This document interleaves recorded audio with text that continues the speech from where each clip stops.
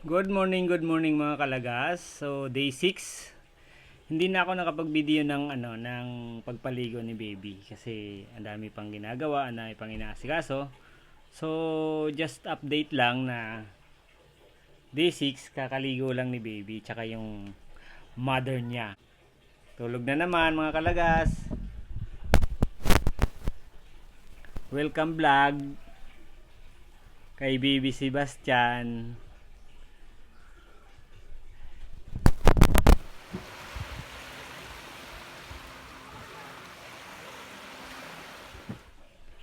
And today, iiwan ko muna si Baby Save kasi may dadalahan akong kasal ng pamangking ko din.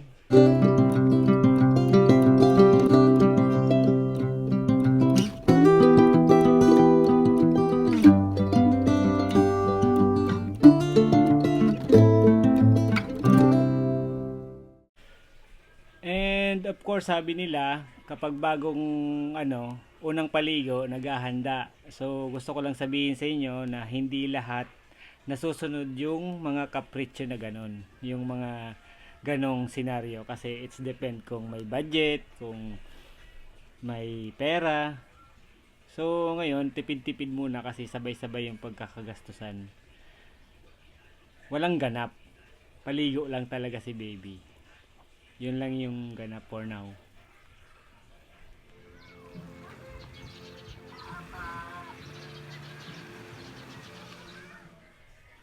Hindi naman kasi masama na hindi maghanda kasi iniisip natin yung bukas, yung future, kasi once na maghanda ka tapos wala ka rin, so wali nga.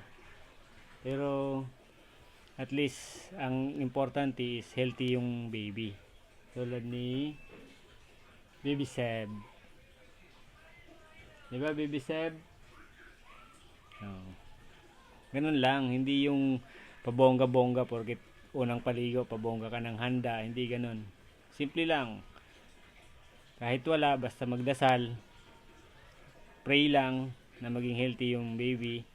Yun lang yung pinaka-key.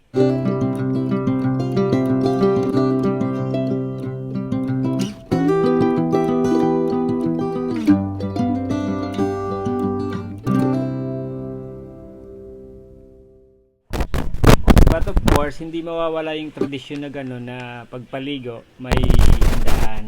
Pero sabi namin mag-asawa na no need na maghanda muna for now kasi ang daming kailangan pagkagastusan na mas importante